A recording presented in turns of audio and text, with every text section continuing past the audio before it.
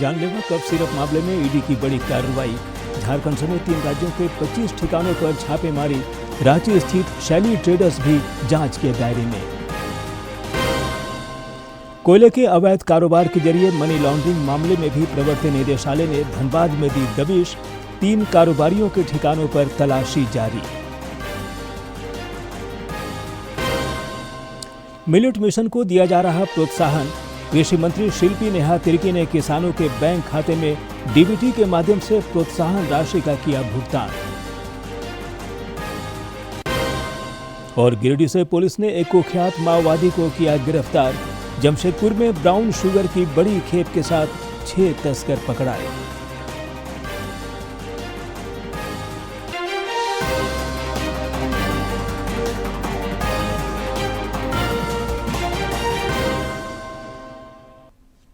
नमस्कार, खबरें झारखंड में आपका स्वागत है। मैं हूं ज्ञानेश्वर प्रसाद श्रीवास्तव और अब समाचार विस्तार से। संसद के शीतकालीन सत्र के दूसरे सप्ताह का आज अंतिम दिन है। दोनों ही सदनों में आज कई विधायी कार्य सूचीबद्ध हैं। लोकसभा में संसद हमले में अपना सर्वस्व न्यौछावर करने वाले जवानों को श्रद्धांजलि दी गई।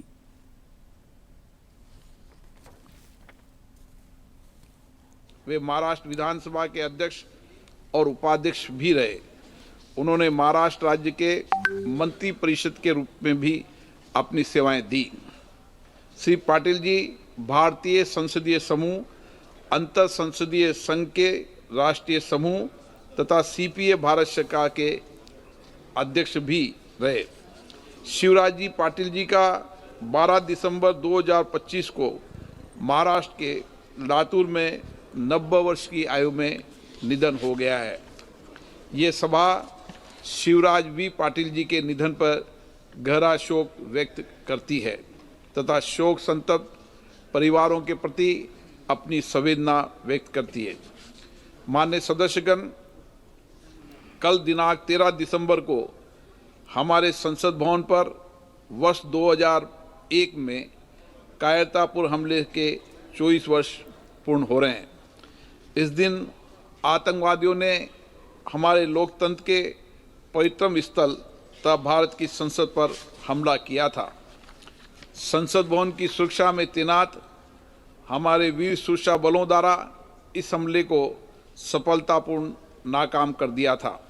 आतंकवादियों के उस हमले को बहादुरी से सामना करते हुए संसद सुरक्षा सेवा, दिल्ली पुलिस और केंद्रीय रिजर्व पुलिस के 8 सुरक्षा कर्मियों ने अपना सर्वोच्च बलिदान दिया था।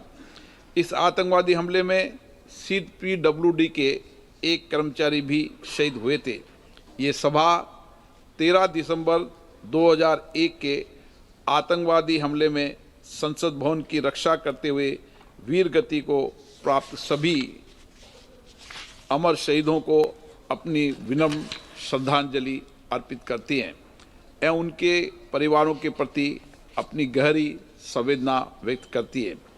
इस अवसर पर हम आतंकवाद का मुकाबला करने और अपनी मातृभूमि की एकता, अखंडता और संप्रभुता की रक्षा करने में अपने अटल संकल्प को दोहराते हैं। अब ये सभा पूर्व लोकसभा अध्यक्ष श्री शिवराज पाटिल जी एवं संसद भवन पर हुए हमले में दिवंगत आत्माओं के सम्मान में कुछ देर मौन रहेगी।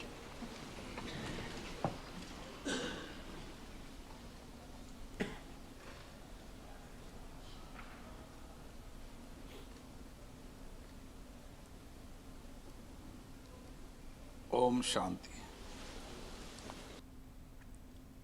इधर उच्च सदन राज्यसभा में भी संसद में आतंकी हमले के दौरान शहीद हुए वीर सपूतों को श्रद्धांजलि दी गई।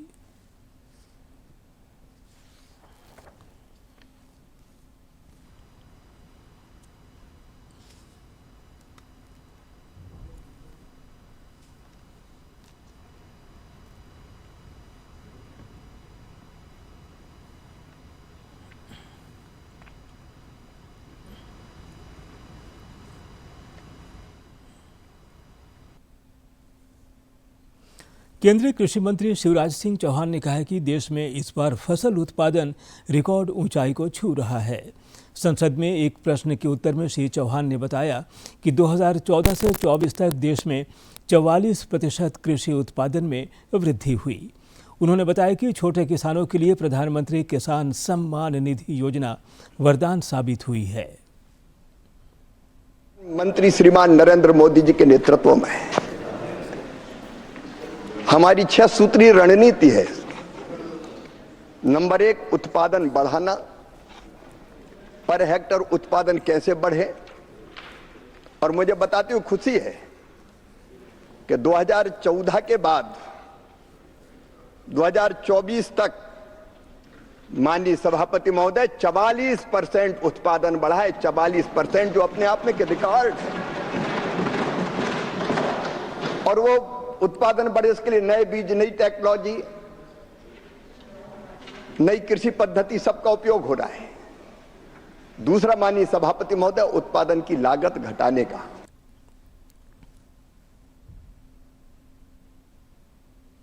जानलेवा कफ सिरप की अवैध खरीद बिक्री के मामले में ईडी ने आज बड़ी कार्रवाई शुरू की है। इस छापेमारी में झारखंड, उत्तर प्रदेश और गुजरात में कई ठिकानों पर एक साथ दबिश दी जा रही है। झारखंड में इस सिरप के कारोबार से जुड़े रांची स्थित शैली ट्रेडर्स भी ईडी की राडार पर है। ईडी की टीम राज्य के व्यापारी शुभम जायसवाल के तुपुदाना स्थित गोदाम और उसके आवास की भी तलाशी ले रही है। ईडी ने उत्तर प्रदेश में कफ सिरप के कारोबार से जुड़े कथित धन शोधन के मामले में जांच के सिलसिले में कई राज्यों में छापेमारी की है। ये छापेमारी झारखंड और गुजरात और उत्तर प्रदेश के 25 ठिकानों पर की जा रही है। मुख्य आरोपी शुभम जायसवाल समेत अन्य आरोपियों पर कड़ा एक्शन लेते हुए ईडी ने लखनऊ, वाराणसी, जौनपुर, सहारनपुर, रांची और अहमदाबाद में तलाशी अभियान चलाया। ईडी ने अवैध व्यापार के लिए कफ सिरप बनाने वाले और सप्लाई करने वाले धोखेबाज लोगों पर पिछले 2 महीनों में दर्ज 30 एफआईआर के आधार पर यह कार्रवाई की है। मामले में लखनऊ, वाराणसी, सोनभद्र, सहारनपुर और गाजियाबाद में कई शिकायतें दर्ज थीं। ये शिकायतें कोडिन आधारित कफ सिरप की अवैध जमाखोरी, ट्रांसपोर्टेशन, ट्रेडिंग और क्रॉस बॉर्डर ट्रेडिंग के मामले में थी। 1000 करोड़ रुपए से ज्यादा के इस मामले में मुख्य आरोपी शुभम जायसवाल अभी फरार है और माना जा रहा है कि वो दुबई में है। उसके पिता भोला प्रसाद को गिरफ्तार किया गया है। उत्तर प्रदेश पुलिस ने अब तक कुल 32 लोगों को गिरफ्तार किया है इस पूरे मामले में। इस मामले की समन्वित जांच के लिए यूपी सरकार ने एसआईटी का गठन भी किया है। उधर धनबाद में भी ईडी की टीम कोयला कारोबारियों के ठिकानों पर छापेमारी कर रही है। ईडी की टीम कोयला के चर्चित कारोबारी मनोज अग्रवाल के ठिकानों की तलाशी ले रही है। मनोज अग्रवाल आउटसोर्स कंपनी के संचालक और ट्रांसपोर्टर भी हैं। ईडी की यह कार्रवाई कोयला के अवैध कारोबार के जरिए मनी लॉन्ड्रिंग से जुड़ा बताया जा रहा है। पिछले महीने भी ईडी ने धनबाद में कोयले के अवैध कारोबार से जुड़े लोगों के ठिकानों पर छापेमारी की थी। हजारीबाग जमीन घोटाला मामले में भ्रष्टाचार निरोधक ब्यूरो ने नई दिल्ली के बसंत विहार में छापेमारी की। छापेमारी के दौरान एसीबी की टीम ने कई डिजिटल उपकरण जब्त किए हैं।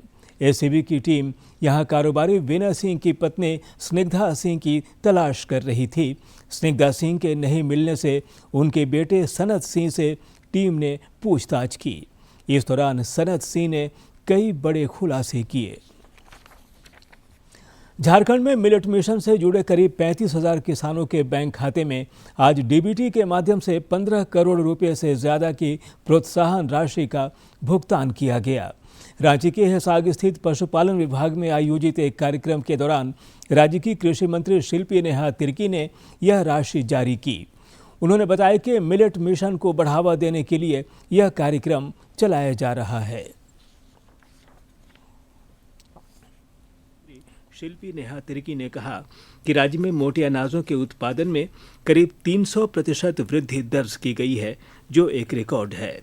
जो उत्पादन है उसमें 300% का बढ़त हम लोगों ने देखा है। तो आने वाले समय में निश्चित इसका बहुत बड़ा ये स्कीम का लाभ होने वाला है इस राज्य को। और हम लोग चाहते हैं कि मिलेट या मड़वा के तहत पूरे देश भर में झारखंड राज्य अपना एक परिचय स्थापित कर सके, उसी की ओर हम लोग बढ़ रहे हैं।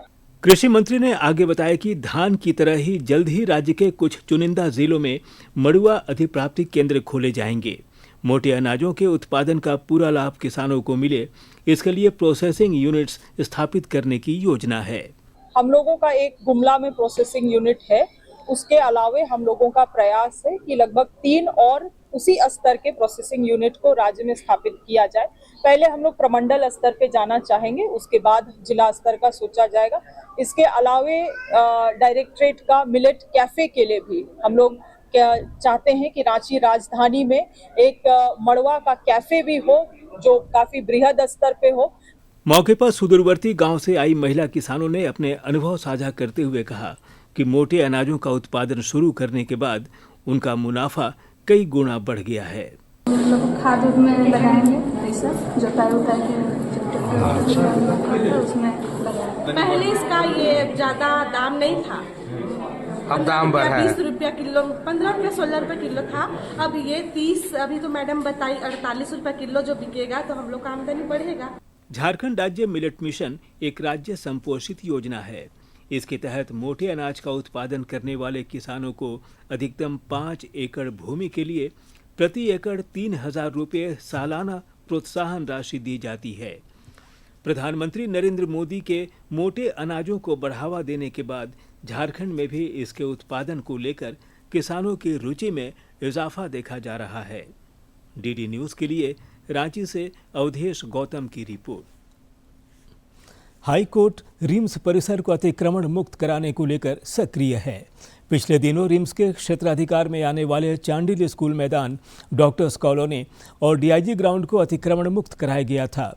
इस बीच प्रशासन ने बिना किसी निर्देश के अतिक्रमण हटाने की कार्रवाई को रोक दिया था, जिस पर हाई कोर्ट ने पुनः संज्ञान लेते हुए डीआईजी ग्राउंड समेत रिम्स के अधिकार क्षेत्र में आने वाली भूमि को पूर्ण रूप से अतिक्रमण मुक्त कराने का आदेश दिया है।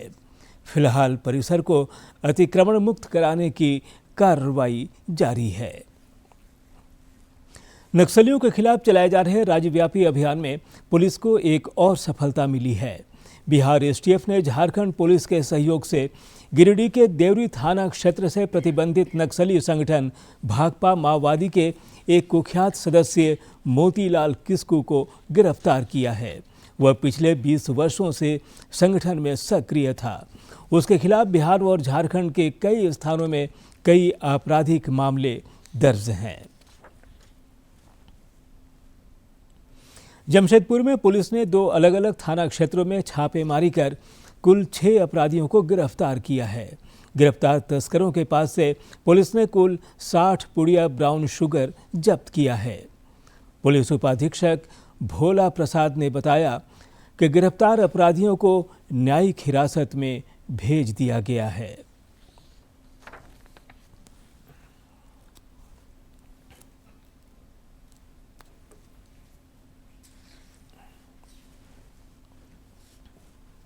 मेरा पार्क के पास से छापामारी कर 2 व्यक्ति को गिरफ्तार किया गया, जिसमें एक है बादल बनिया और दूसरा गौरव राम। ये दोनों पुराने अपराधी रहे हैं। बादल बनिया कई बार एनडीपीएस एक्ट के केस में, चोरी के केस में, गौरव राम की बात करें तो ये मर्डर और रंगदारी के केसेस में, एनडीपीएस के एक्ट के केसेस में पहले भी जेल जा चुका है। जिसमें एक मुख्य हत्याकांड जो टकला हत्याकांड था, जो आप लोग जानते होंगे, शहर में 2024 में जनवरी या फरवरी के माह में इसमें हत्या हुई थी। उसमें भी ये जेल जा चुका है, आरोपित रहा है और जेल से छूट कर अभी आया है और ये काम में लिप्त हो गया है। ये दोनों को गिरफ्तार किया गया। इसके पास से टोटल दोनों मिलाकर 15 पुड़िया ब्राउन शुगर और 750 रुपया कैश इसके पास से बरामद हुआ है। रांची पुलिस ने नशे के अवैध कारोबार में शामिल एक गिरोह का खुलासा किया है। पुलिस ने बड़ी कार्रवाई करते हुए गिरोह के सरगना समेत 4 लोगों को सुखदेवनगर थाना क्षेत्र से गिरफ्तार किया है। गिरफ्तार तस्करों के पास से पुलिस ने लगभग 6.5 लाख रुपये मूल्य का ब्राउन शुगर और करीब 7 लाख रुपये नकद बरामद किया है। इसके अलावा पुलिस ने एक 2 पहिया और एक 4 पहिया वाहन भी बरामद किया है। प्रधानमंत्री नरेंद्र मोदी ने डीडी न्यूज के सुप्रभातम कार्यक्रम के सुभाषित की प्रस्तुति को सोशल मीडिया पर शेयर किया है।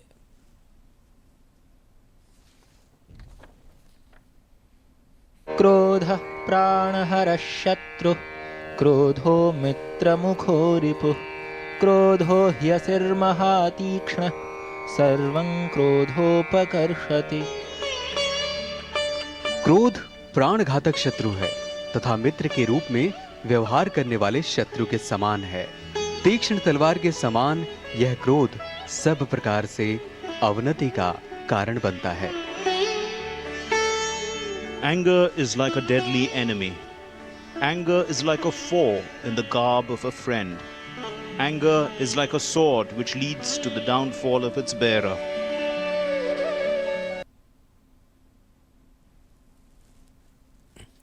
पूर्व केंद्रीय गृह मंत्री शिवराज पाटिल का आज सवेरे निधन हो गया। 90 वर्ष की आयु में उन्होंने लातूर स्थित अपने आवास देववर में अंतिम सांसें ली। वे पिछले कई दिनों से गंभीर रूप से बीमार थे। कांग्रेस के वरिष्ठ नेता और पूर्व केंद्रीय गृह मंत्री शिवराज पाटिल का आज लातूर में 91 वर्ष की आयु में निधन हो गया। उन्होंने सुबह 6:30 बजे अपने निवास स्थान पर अंतिम सांस ली। लंबे समय से बीमार शिवराज पाटिल का घर पर ही उपचार चल रहा था। देश की राजनीति में महत्वपूर्ण भूमिका निभाने वाले पाटिल लोकसभा स्पीकर भी रहे और कई केंद्रीय पदों पर उन्होंने अपनी सेवाएं दी थी।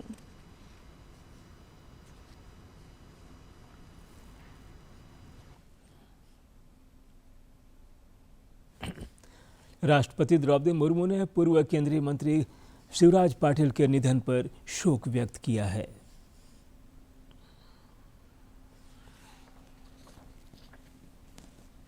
राष्ट्रपति द्रौपदी मुर्मू ने पूर्व केंद्रीय मंत्री शिवराज पाटिल छकुरकर के निधन पर गहरा शोक व्यक्त किया है। उन्होंने सोशल मीडिया प्लेटफॉर्म एक्स पर अपनी संवेदनाएं साझा करते हुए लिखा कि वरिष्ठ राजनीतिक नेता श्री शिवराज पाटिल जी के निधन से हमने एक प्रख्यात जन व्यक्तित्व को खो दिया है। अपने लंबे सार्वजनिक जीवन में उन्होंने लोकसभा अध्यक्ष, केंद्रीय मंत्री, राज्यपाल और दीर्घकालिक सांसद सहित कई महत्वपूर्ण पदों पर आसीन रहे। उनके परिवार, शुभचिंतकों और प्रशंसकों के प्रति मेरी हार्दिक संवेदनाएं। प्रधानमंत्री नरेंद्र मोदी ने भी पूर्व केंद्रीय गृह मंत्री शिवराज पाटिल के निधन पर दुख व्यक्त किया है।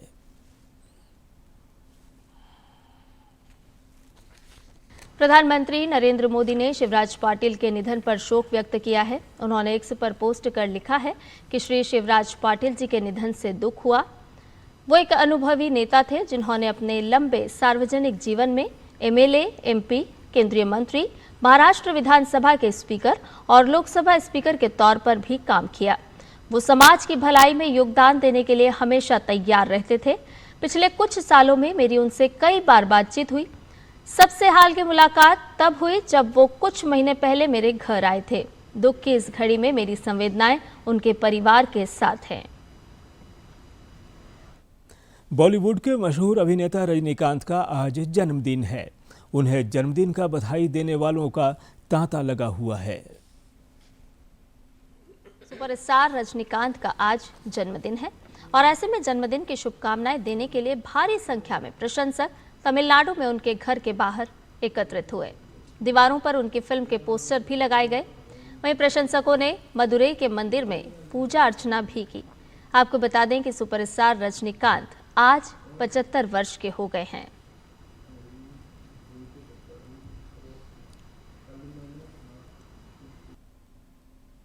प्रधानमंत्री नरेंद्र मोदी ने भी अभिनेता रजनीकांत को जन्मदिन की बधाई दी है।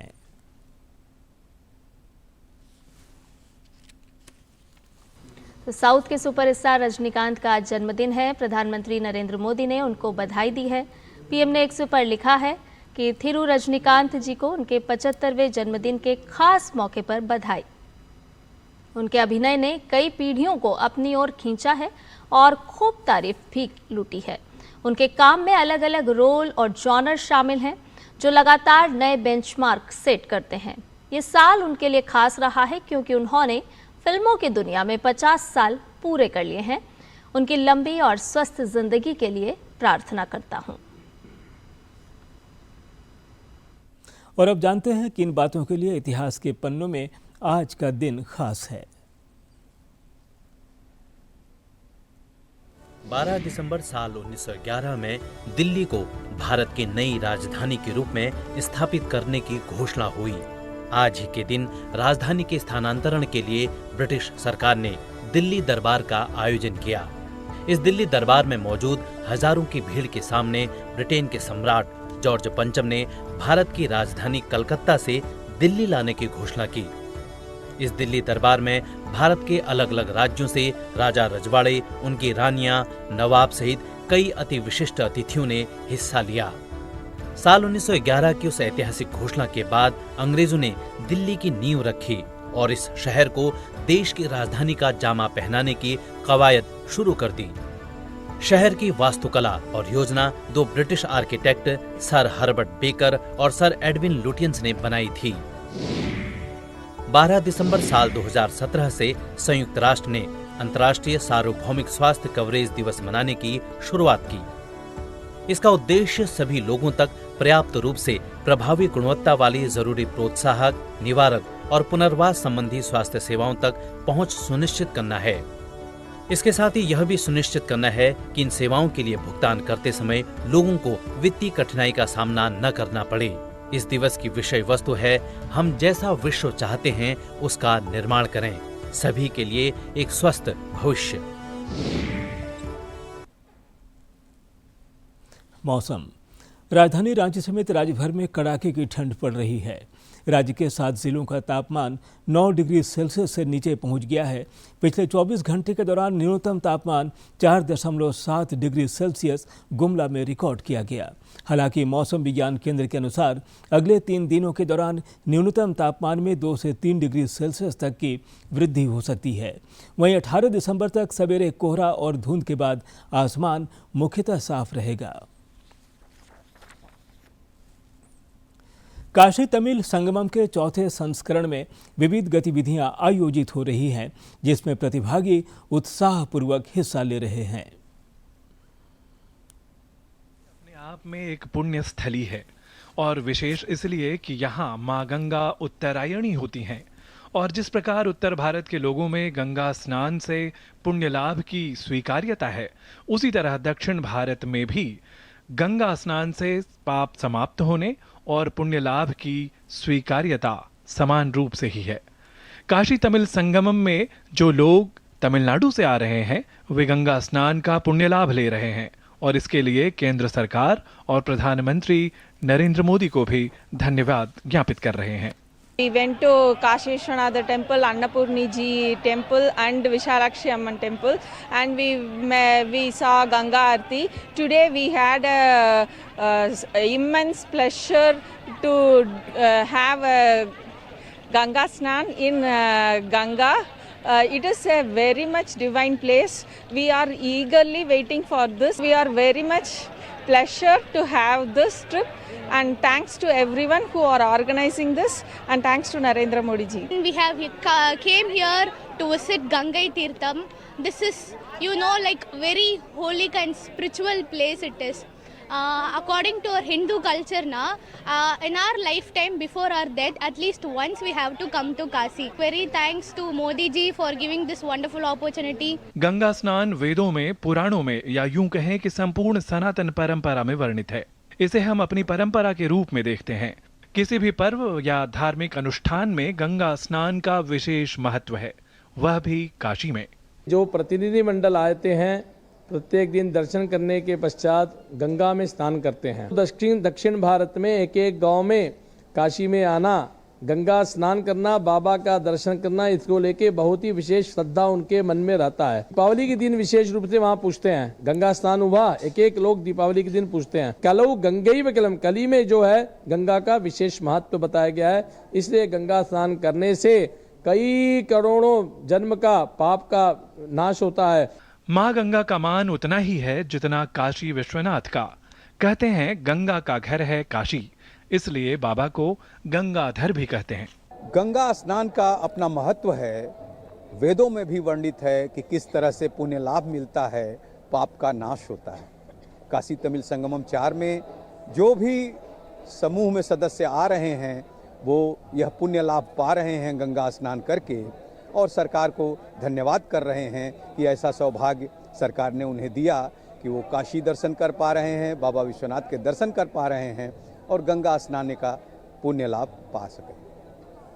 Camera person Murlidhar Pandey. और अब अंत में मुख्य समाचार एक बार फिर।